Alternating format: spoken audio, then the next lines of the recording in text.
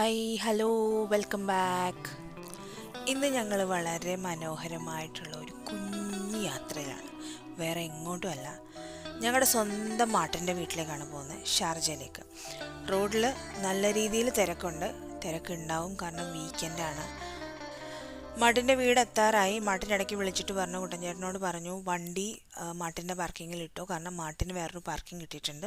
അപ്പോൾ നമ്മുടെ വണ്ടി ഇടാൻ വേണ്ടി മാട്ടിൻ്റെ പാർക്കിംഗ് ഒഴിച്ചിട്ടേക്കുവാന്ന് പറഞ്ഞു. പിന്നെ എൻ്റെ മനസ്സിൽ തോന്നിയ ചെറിയൊരു തത്വം പറഞ്ഞോട്ടെ. When we move to another country, leaving behind even our closest relatives, the strongest bond we often find there is a friendship. നമ്മളുണ്ടല്ലോ, നമ്മുടെ ബന്ധുക്കളെയൊക്കെ വിട്ട് നമ്മൾ വേറൊരു രാജ്യത്ത് വന്ന് നമ്മൾ താമസിക്കുമ്പോൾ നമുക്കവിടെ കിട്ടുന്ന വളരെ നല്ല ഒരു പവിത്രമായിട്ടുള്ളൊരു ബന്ധമാണ് സൗഹൃദം എന്ന് പറയുന്നത്.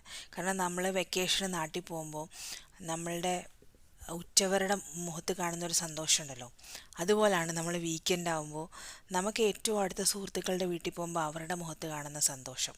അങ്ങനെ എൻ്റെ മക്കളെ മാട്ടിൻ്റെ വീട്ടിലിങ്ങനെ ഇരുന്നപ്പോൾ ഹസ്ബൻഡിൻ്റെ ഓഫീസിൽ നിന്നൊരു കോൾ വന്നു. എമർജൻസി ഡ്യൂട്ടിയുടെ റിലേറ്റഡ് ആയിട്ടുള്ളൊരു കോളാണ്. കാരണം പുള്ളി 2 ദിവസം ഡ്യൂട്ടിയിലില്ല.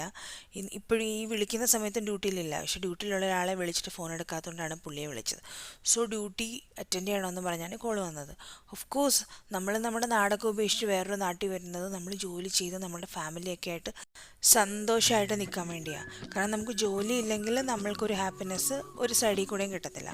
സോ ജോലിയാണ് നമ്മളെപ്പോഴും പ്രയോറിറ്റൈസ് കൊടുക്കുന്നത്. പക്ഷേ ആ സമയം കൊണ്ട് സോൾവ് ആയി.